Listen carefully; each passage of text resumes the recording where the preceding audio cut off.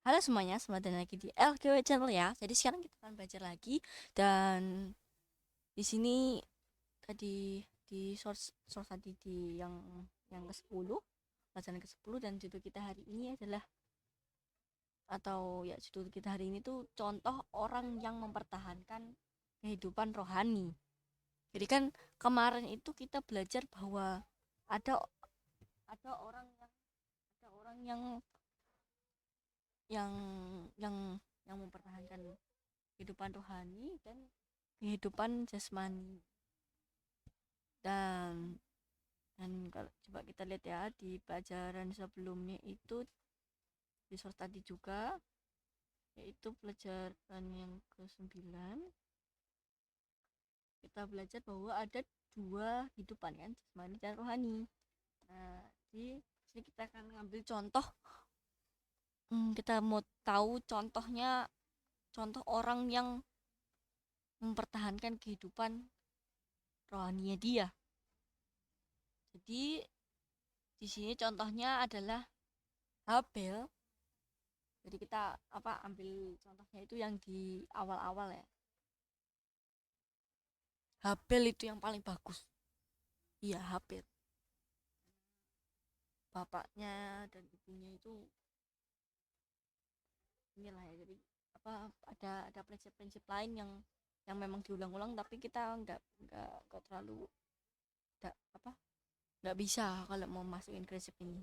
Jadi prinsip yang pertama-tama ada itu saat Habel, yaitu Habel itu di situ menurut perintah Tuhan, lalu dia dibunuh Kain. Jadi dia mempertahankan kehidupan rohani, dia menurut, pasti dia mendengar perintahnya Tuhan, tapi dia tidak mempertahankan kehidupan jasmaninya. Dia nggak apa-apa, dia dibunuh aja, yang penting dia sudah menurut.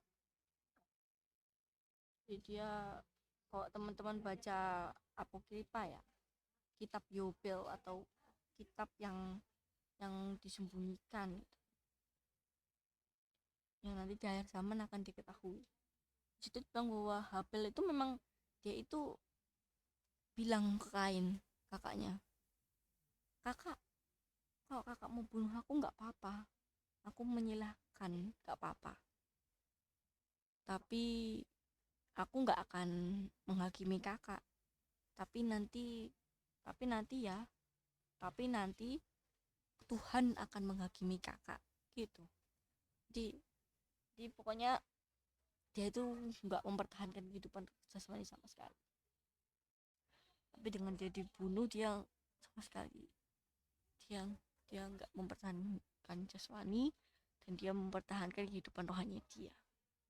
Oke, jadi itu sebenarnya pendeknya aja, tapi kita akan sekarang mau dapetin, mau tampil yang jelasnya gitu, rumusannya gimana, yang detailnya itu gimana. Oke, jadi awal mulanya Tuhan memerintahkan untuk mengkorbankan domba, dan itu bukan sayuran ya, itu reason aja sih, bukan sayuran tapi domba, bukan yang lain, tapi domba. Tuhan perintahkan untuk korbankan domba, dan Habel itu korbankan domba, dan Kain korbankan sayur-sayuran dan buah-buahan. Dan Habel, saat dia mengorbankan domba, api turun, dan di situ dia menurut, dan saat itu juga dia diterima oleh Tuhan.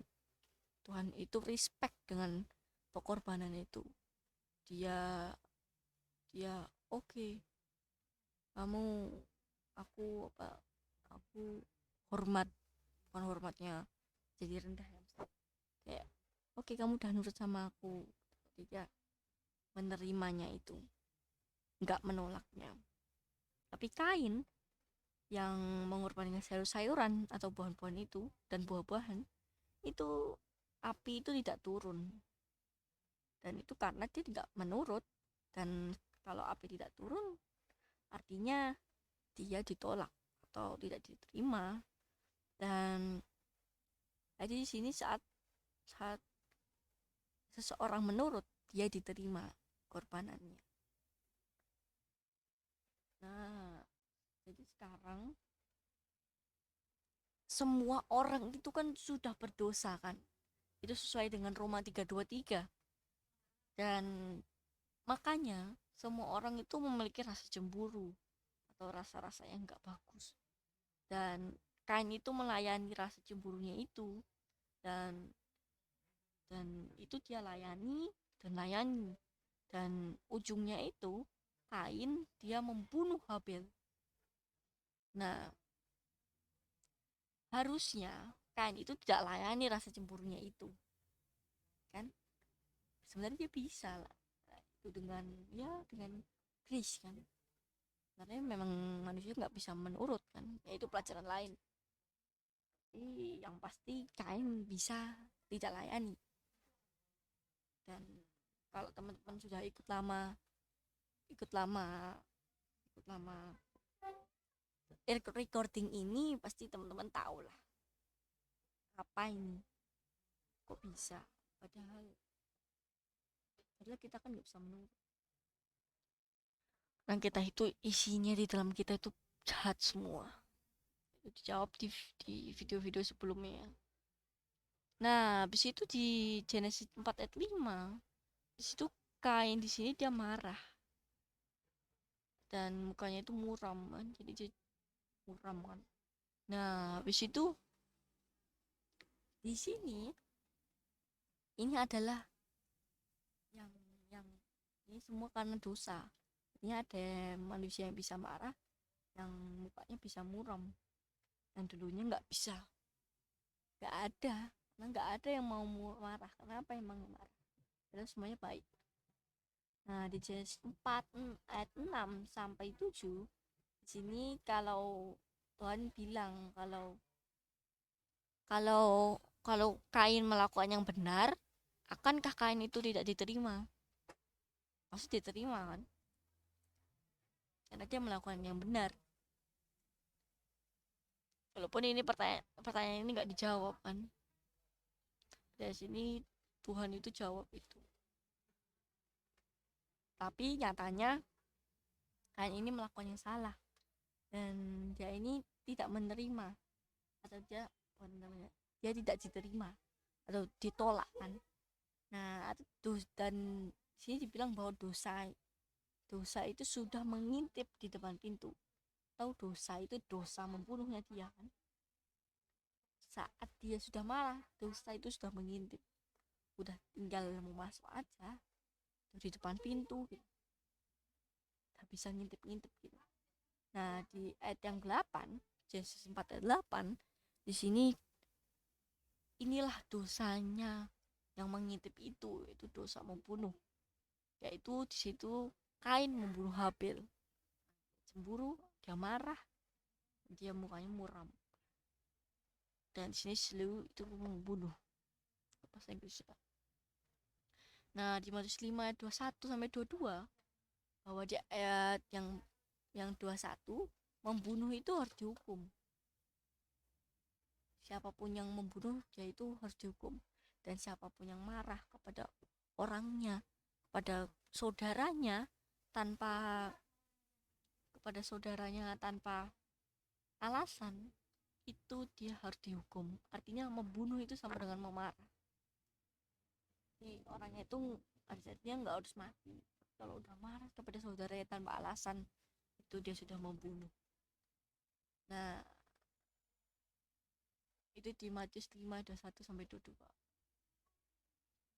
Nah, di Revelation 3 ayat 19, di situ bilang bahwa kamu itu harus, kalau bukan harus sih, kalau kamu mengasihi seseorang, kamu tuh kasih, kamu tuh harus, kalau kamu mengasihi, artinya kamu itu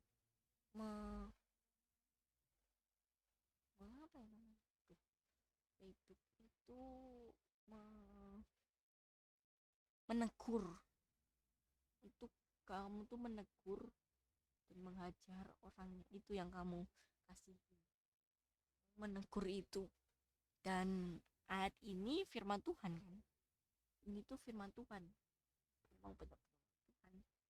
Dan Habel itu menurut firman Tuhan bukan? Ya dia menurut firman Tuhan, benar.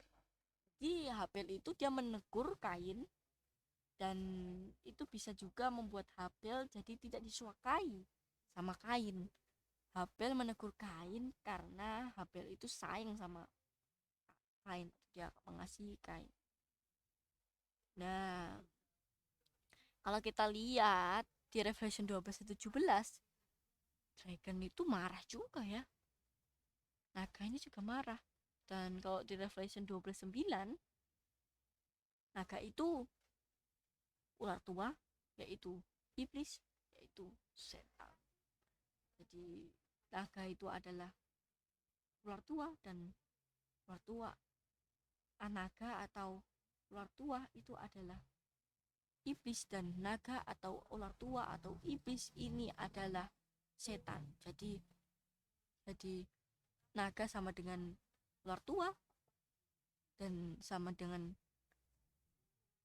iblis dan sama dengan setan. Jadi kalau bilang setan artinya itu naga, kalau bilang ular tua artinya itu setan, bisa itu nyambung semua. Oke, jadi itu aja. Ya ini udah berapa menit ya? Oh udah 11, sudah cukup lah ya. Ini sebenarnya panjang dan aku cepet-cepet. Jadi ini aja contohnya, itu contoh dari pelajaran ini bagus. Jadi teman-teman ya memang harus ikutin Habel ya, bukan harus sih, ada pilihan. Kalau teman-teman mau beriman, punya bisa bertemu Bapa yang mengasihi kita, yang bertemu dengan Yesus yang menebus kita, yang harusnya kita mati, kita nggak mati. Kalau mau ya, kalau mau selamat ya jadilah seperti Habel. Jadi dia tidak mempertahankan jasmani, dia tidak mementingkan makan jasmaninya, tapi mementingkan makanan rohaninya dia, kehidupan rohaninya dia. Karena saat dia mempertahankan kehidupan rohaninya, nanti kalau dia mati, kalau dia kehidupan rohaninya dia, kehidupan jasmaninya dia mati, nanti dia akan dibangkitkan, atau kehidupan rohaninya jasmaninya dia akan hidup kembali. Karena memang dua-duanya ini adalah manusia, atau debu, tanah, dan nafas kehidupan. Jadi terima kasih semuanya sudah menonton ini ya, sudah menonton LGW Channel. Dan terima kasih semuanya, sampai jumpa di video lain, dan listen terus bersama-sama orang di kumpulan-kumpulan, dan listen juga boleh sendiri bersama-sama dengan Roh Kudus, dituntun oleh Roh Kudus, yaitu adalah Yesus tanpa tubuh. Terima kasih semuanya, sampai jumpa, dadah.